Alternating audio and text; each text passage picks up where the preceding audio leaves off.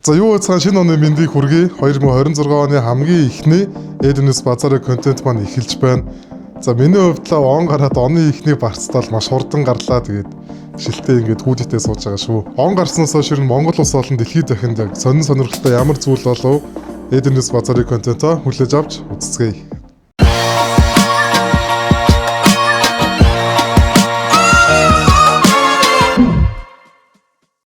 За он гарснаар маш гоё тийм эрэг мэдээ гарсан байлээ. За тэр нь юу гэх юм бол Монгол улсын албан гадаад валютын нөөц анх удаа 7 тэрбум давж Монгол улсын түүхэнд байгаагүй дээд хэмжээнд хүрлээ гэдэг мэдээллийг Монгол банкнаас гаргасан байлээ. За тэр мэдээллийн доотлын комментуудыг харсан жоохон хэцүүлээ л дээ.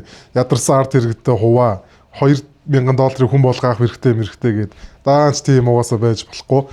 За ер нь гадаад валютын албан нөөц их байх тусам яг ямар давуу талуудыг бий болгодог вэ? За бас эсвэргээрээ ямарваа нэгэн тийм эрсдэл байдаг уу? Тэгээд энэ мэдээг хүлээж авч үзцгээе. Албан нөөц өндөр байснаар төгрөгийн ханш гадаад валютын эсрэг тогтворчиж ханшийн тогтвортой байдал бий болно. Мөн хэрэгцээт бараа бүтээгдэхүүнийг гадаадаас авах түлш хүнс, машин хэрэгсэл гэх мэт импортын зардлыг төлөх чадварыг нэмэгдүүлдэг. Дэлхийн банк зээлдүүлэгч болон гадаад хөрөнгө оруулагчид Монгол улсын санхүүгийн тогтвортой байдлыг өндрөөр үнэлж зээл авах хөрөнгө оруулалт татах боломж илүү болно. Эсвэргээрээ засгийн газар бодлого боловсруулагчид санхүү гайгүй боллоо гэж боддог анхаарал сулрах эрсдэл бий болж болдог. Манай улсын хувьд валютын урсгал нүүрс, зис, алт буюу уул уурхай дээр хэд төвлөрдөг тул хятадын эдийн засаг саарах, дэлхийд дээр түүхэн эдийн үн унвал гадаад валютын албан нөөц багасах магадaltaй байдаг. За ийм давуу олон эрсдэл талууд бий болж болдгийм байна. За ер нь манай улс цаашдаа гадаадаас хөрөнгө оруулалтыг ихээр татаж, за дотооддоо үйлдвэрлэлийг хөгжүүлж, үйлдвэрлэл барьж, бий болгож, за дээрэс нь хамгийн чухал зүйл бол жижиг дунд үйлдвэрлэл бизнес эрхлэгчдэд дэмжих хэрэгтэй. Татврын хэмжээгээ бас бууруулад одоо ингээд иргэдээс авж байгаа татврыг зөв зүйлд нь зарцуулж чадах юм бол манай улс бол орхноо л хөгжиж шүү дээ. Тэгээд ер нь сайхан ирээдүй хүлээж байгаа гэж найдаж байна. Гэтэ тэр комментнэр бичиж байгаа ядарсан арт иргэдэд тараа гэдэг чи тийм хүмүүс, тийм сэтгэлгээтэй, тийм ойлголттой хүмүүс байх юм бол хэцүү шттэ. Соёлын яамны сайд ундрам. За нийгэмд бол бас маш том сенсац сарсан мэдээлэл хийлээ. Тэр нь юу вэ гэхээр уран бүтээлчид Карконоос дуун дуулагдчихвэл орлогоо авах хэрэгтэй гэдэг мэдээлэл хийсэн. За тэгээд тэр мэдээллээс нь гадна хамгийн чухал одоо бидний хийх ёстой ажил бол инээ гэж бас хэлсэн байлээ. Тэгээд хүмүүсийн сэтгэл бол мэдээж хоёр байр суурьтай байлээ. Хэсэг бүлэг хүмүүс нь дэмжиж илээ. За эсвэргээрээ нөгөө талын хүмүүс гэх юм уу арт иргэдтэй хэрэгтэй зүйл хийгээ чи наа чи одоо юу вэ өөр ажил байдгүй мө гэсэн хандлагатай байсан. Энэхүү мэдээлэлээр одоо бид бүгдийн сайн мэдэх за рэпер артист Мисэн болон Номин талс хамтлагийн дууч Хайнаах за Никтоны гитарчин Өөжгийн ах гурав бас ингээд өөрийн байр суурь илэрхийлсэн бас тийм нийтлэлийг хийсэн байлээ. За тэгээ энэ дээр яг юу гэсэн бэ гэхээр за рэпер артист Мисэн болохоор энэ бүр маш олон жил ингэж дамжиж яригцаар ингээд нэгч биелээ олоогүй системээ уран бүтээлчд хизээж оюуны өмчөө хамгаалж чаддгүй. Энэ зөвхөн караоке биш бусад зүйлсээр ч гэсэн яригдж биелээ олоод дүрм журамтай эмэг цэгцтэй байгаасаа гэж хүсэж байна гэдэг өөрийн бас байр суурийг илэрхийлсэн байлээ.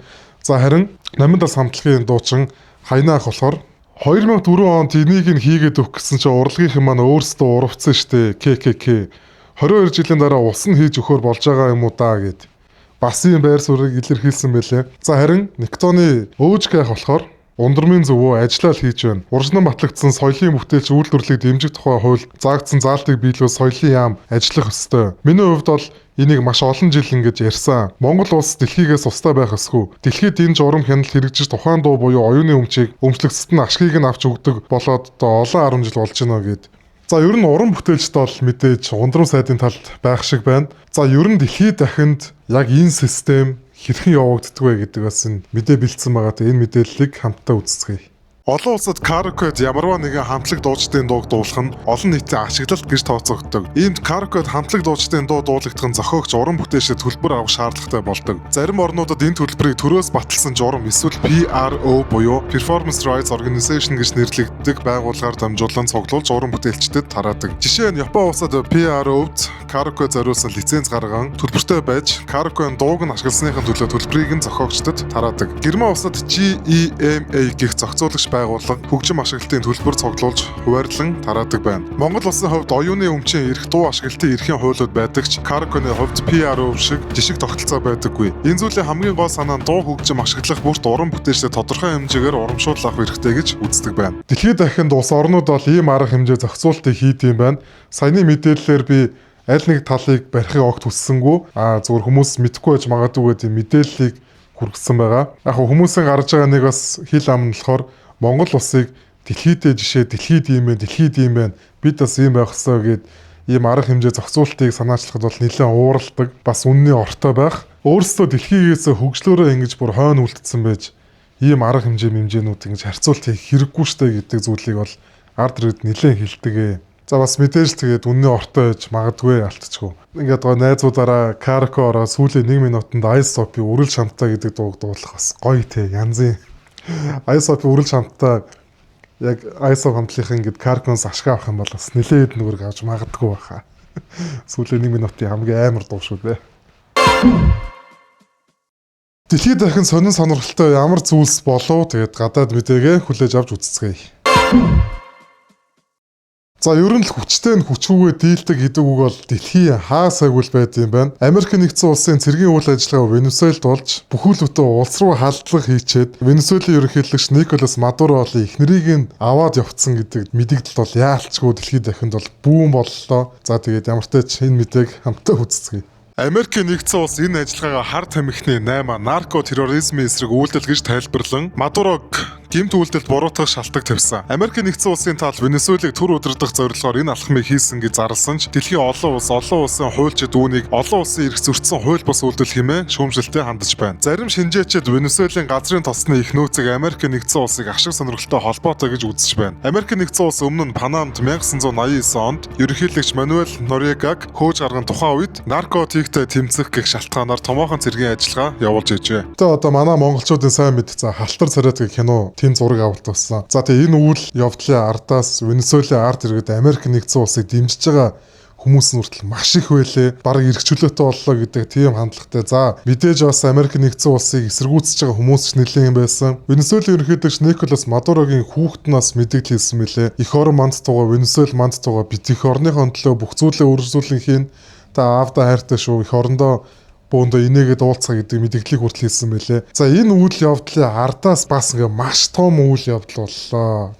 Энэ бол бас дэлхийд бол томоохон тооцдог шийдрүүдийн нэг баха. Америк нэгдсэн улсын ерөнхийлөгч Дональд Трамп 2026 оны 1 сарын 7-нд 66 олон улсын байгууллага агентлаг гэрээнээс Америк нэгдсэн улсын оролцоог зогсоох гарга тухай тушаал гаргалаа. Эдгээрээс 31 нэгдсэн үндэсний байгууллагын холбоотой байгууллага, 35 нь нэгдсэн үндэсний байгууллагаас гаднах олон улсын байгууллага болон глобал гэрээнүүд багтжээ. Америк нэгдсэн улсын тал энэ үйл явдлаа эдгээр байгууллагууд нь Америк нэгдсэн улсын үндсэн ашиг сонирхолд нийцэхгүй. Сонирхлын эсрэг үйл ажиллагаа явуулдаг санхүү болон хүний нөөцийн хувьд үр ашиггүй байна гэж үзжээ. Зарим шинжээчид дэлхийн эрүүл мэндийн байгууллагыг цэвэр бүгд найрамдах хятад ард улсын бодлогыг хэрэгжүүлдэг газар болсон. ЮНЕСКО болон дэлхийн эрүүл мэндийн байгууллагын толгой дээр Орос болон хятад улсад байдаг болоод удаж байгаа хэмээн маш олон хил амыг дагуулдаг гэж үздэг байна.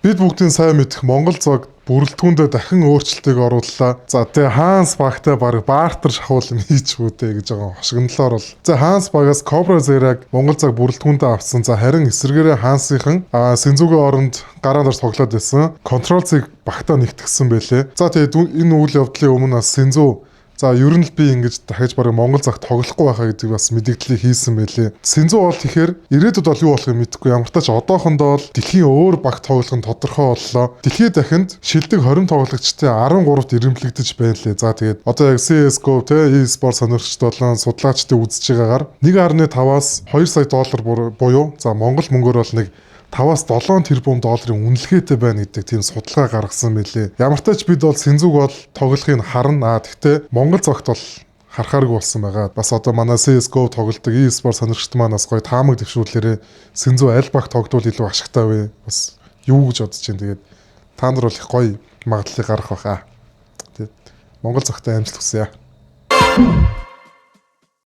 За баяр хөөр шинэ жилгээд шинэ он гараал байж исэн маш харамсалтай гэмт хэрэг гарлаа. Хүр шайлын залуунд нөхрийг нь эзгүүд 8 сартай жирэмсэн их нэрийг нь утгалж хөнөөгөөд Тэгээ 4 настай охиныг нь бас утгалаад хүнд гимтээсэн охины биеийн байдал муу байна гэдэг бүрийн цочирдон мэдээлэл гарлаа. Бурхан минь тэгээд за энэ харамсалтай үйл явдлын ардаас бас сонгой арханд үрэгт 12 дугаар ангийн сурагчийг бас танихгүй хүүхдүүд ингээд утгалаад гимтээсэн гэх дахиад нэг тийм мэдээлэл байна. За ер нь бол судалгаа байлаа. Монголд нийт хүн амын 1% за ер нь нэг юм 7000 орчим хүн бол сэтгцийн бүрийн гүн асуудалтай яг бүрийн ноцтой хэмжээний тийм их хүмүүс байдаг гэд. Би олын тоонд бол ерөөсөө итгэхгүй байгаа. Энээс илүү байх гэж бол бодож байна. Одоо яг энэ нийгэмдэр байгаа энэ сэтгцийн асуудалтай хүмүүсийг одоо сэмүүчих юм уу хэвтэж имжлүүлдэг ийм газар ингээ аваачих юм бол тоог нь ингэж угаасаа дийлэхгүй гэдэг бас мэдээлэл байд юм байлээ. Тэгээ одоо тийм хүмүүс чинь хуулийн хариуцлага өгүүлэх чадваргүй шүү дээ. Тэгэл одоо утгалуулаад ингээд амиа алдсан гэдэг энэ зүйлтэй холбоотой бичлэг байлээ. За тэгээ дээрэс нь энэ ихтэй саяхных бишээс нэг жил 2 жилийн өмнөх бичлэг юм шиг байлээ. Бас нэг гаж донтой сэтгцийн өвчтөй хүний бичлэг байгаа. Тэгээд ямар ч тач энэ хоёр бичлэгийг үздэцгээе дээ. 8 дахь хавирыг утгаар хугалсан. Инженер хэлсэн. За энэ гарын ингээд яацууч энэ гарын заазараа юм уу маш хурц ирдэг барьсан. Ясанд нь ортол төссөн. Маш юм орт хэмжээгээ. Тэг ингээд гарын ингээд уушинд нь хотголсон. Ард алан дээр бас ингээд заазар шиг юм уу бас ингээд 10-аас 15 сая дэвтэртэй нуруу төвсөө хийсэн. Би 29 настай. Би октоодыг, туулайнуудыг, барбинуудыг барьж ил санаа намартыг. Октоодыг барих ажлаа 35 40 50 хүртлээр хийнэ. Би дөлзөө охин туулайнуудыг бариул тэгэл авчирч байгаа л тэгэл нөгөө нэг ажиллаа хийжтэй. Ямар ажил хийлээ? Секс хийдэг ажиллаа хийж шүү дээ. Бид нар чинь секс хийж иж амьдрын шүү дээ. Секс бол юу гэж амьдрах вэ? Энэ чинь зүгээр л мэдрэмж төрүүлдэг зүйл байхгүй юу? Би та нарыг бодвол сексигээс орцсон залуу. Би чинь дээрээ 2 3 нэг таньдаг охинтойгоо 2014 онд 2015 онд секс хийжсэн болохоор энэ ажлыг би хийгээс орцсон. Та нарыг дулцаагт би хүмүүс тоохгүй ч гэсэн бид нэр барьж авдаг байхгүй юу? Одоо ялангуяа за манай эмэгтэйчүүд охтууд за тэгээд охин дүүтэй охин хүүхэдтэй хүмүүс байвал тэгээд маш хараа хяналттай болгоомжтой байхгүй бол одоо ингээл үзээ байж дээ дараагийн орох чинь би ч гэж болно таа ч гэж болно таны охин дүү мэдгүй ийм л амар нийгэм л бол болцоод байна. Тэгээд маш харамсалтай мэдээлэл байлаа та энэ бол. Согтууж болооч машин барьж байгаадас маш том ноцтой тийм ослыг гаргасан байлээ. За тэгээ энэ бичлэг ямар тааж үзсгээ тэгээд манайха хууль чангарсан байгаа штэ. Одоо ингэж 1 сарын 1-ээс хуулийн хэрэгжилдэг ямар болсон бэ бас энэ мэдээ байгаа шүү. Тэгээд хамтдаа үзцгээе.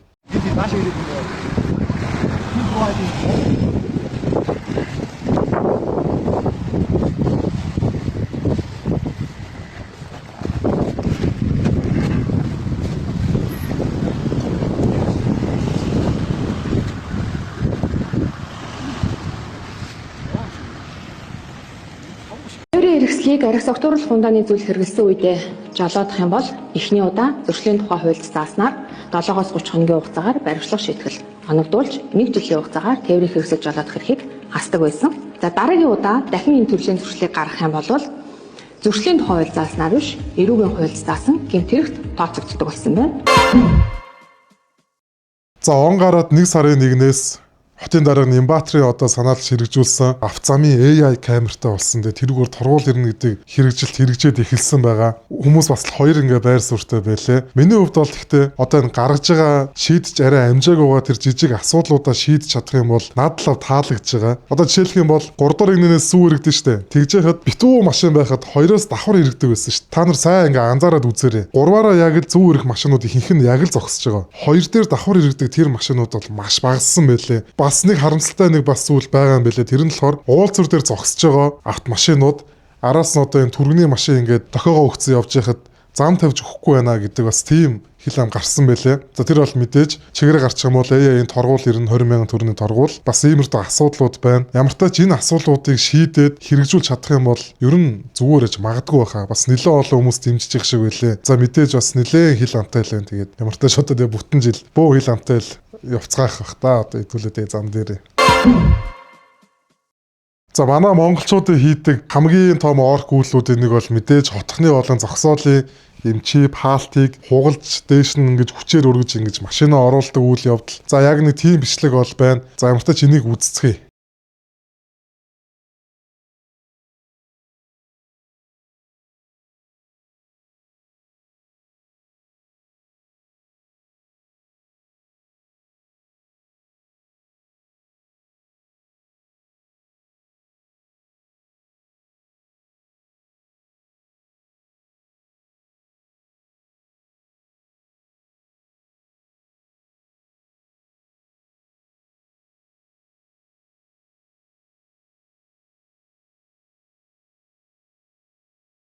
За саяны бичлэг бол угаасаа бараг л энгийн л болцсон зүйл. Тэгтээ хамгийн харамсалтай зүйл нь энэ бичлэгний сэтгэлүүд байгаа байхгүй хүмүүсийн битсэн. За одоо уушиж өгье л дөө. Хаалтаар юу н яадгийг энэ тэмдгүү хаалга хаалт хийсэн явгуу явах хэцүү байна. Энэ хотгоны хаалт одоо хашаануудыг бүгдийг авч хаюул таарна. Бүх хотгоны хаалт хашааг болмоор юм аваад хаяач өмчлөөд өгчихсөн юм шиг энэ тэнд хаалт тавьсан байх юм. Наад хаалтаа авч хай. Эргүү хуваа бодсон юмнуудыг 3 биш 5 дахин нуурс үлүүл хэрэгтэй. За бас мэдээдийн энэ үйлийг буруутгах хүмүүс байна. Ийм хаалтуудыг бүр болмоор юм бөөн төгжрөл үүсгээд гээл бодоод үзтээ.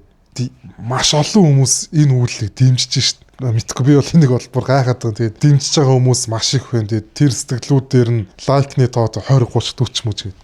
Манайхан битгий юм тэнэг юмнуудаа өөгшүүлчихье. Орк үйллээ тэгж битгий өөгшүүлчихье. Газар ахуулчих. Наач буруулал тэгээл буруу болохгүй. Тэгээд содоо ахын гоё жоох байдаг те. Welcome to Bali гэдэг. Өмнө нөгөө манай инхий сахиулагчид Африкийн хотуудад очингуудаа тухайн хотынх нь нөгөө хүүхдүүд монгол хэл зааж өгсөн байж тнэ хөгжилтэй хараал мараал. За тэгсэн чинь өвөл манайхан угаасаа Бали, Тайланд, Пхукет гэх бүгд нөрөө маш их явдаг. За Балид байдаг жолоочдоос монгол хэл заагаад өгсөн байна. Хөгжилтэй бичлэг л шүү. Hure fiesta.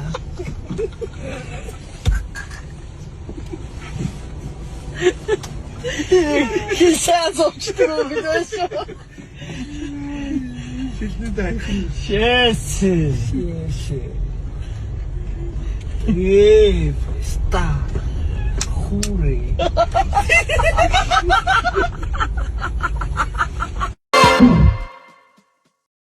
За энэ үрээд энэ 7 хоногийн Эдэнэс базарын контент маань дуусч байна. Бид юуг сурчлан бид юуг рекламдан тэгээд энэ үртэл хамт байсан та бүхэнд маш их баярлалаа. За тэгээд дараа 7 хоног төр бол миний нүд мүд гайгүй болж байгаа. Тэгээд монголчуудаас нэгэндээ жоохон хайртай байгаарай гэж хүсэж байна. Баяр таа.